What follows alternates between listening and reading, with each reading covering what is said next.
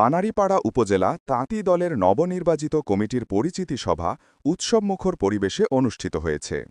উপজেলার নবগঠিত আহ্বায়ক কমিটির নেতৃবৃন্দদের আনুষ্ঠানিক পরিচিতি ও শুভেচ্ছা বিনিময়কে কেন্দ্র করে জেলা ও উপজেলা পর্যায়ের নেতৃবৃন্দদের অংশগ্রহণে পুরো কার্যালয় প্রাণবন্ত হয়ে ওঠে।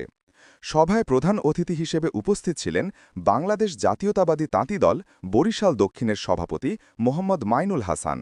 বিশেষ অতিথি ছিলেন সিনিয়র সহসভাপতি মাহমুদুল হাসান মিলন, সাধারণ সম্পাদক সরোয়ার হোসেন সুমন সহ অন্যান্য জেলা নেতৃবৃন্দ। অনুষ্ঠানে বক্তারা নবনির্বাচিত আহ্বায়ক কমিটির সফলতার জন্য দিক নির্দেশনামূলক বক্তব্য প্রদান করেন। তারা বলেন, তৃণমূল সংগঠনকে আরও সুসংগঠিত ও শক্তিশালী করার মাধ্যমে দলকে এগিয়ে নিতে তাঁতি দলের ভূমিকা অত্যন্ত গুরুত্বপূর্ণ। সভায় বরিশাল সদর উপজেলা বিএনপির আহ্বায়ক আলহাজ রুহুল আমিনের দ্রুত রোগমুক্তি ও সুস্থতা কামনা করে দোয়া মোনাজাত অনুষ্ঠিত হয়। তার শারীরিক সুস্থতার জন্য বিশেষ প্রার্থনাও করা হয়। পরিচিতি সভা শেষে নবনির্বাচিত আহ্বায়ক কমিটির পক্ষ থেকে জেলা তাঁতি দলের নেতৃবৃন্দদের ফুল দিয়ে শুভেচ্ছা জানানো হয়। সকাল 11টায় বরিশাল দক্ষিণ জেলা বিএনপির কার্যালয়ে অনুষ্ঠিত এ অনুষ্ঠানে জেলা ও উপজেলা পর্যায়ের অসংখ্য নেতাকর্মী উপস্থিত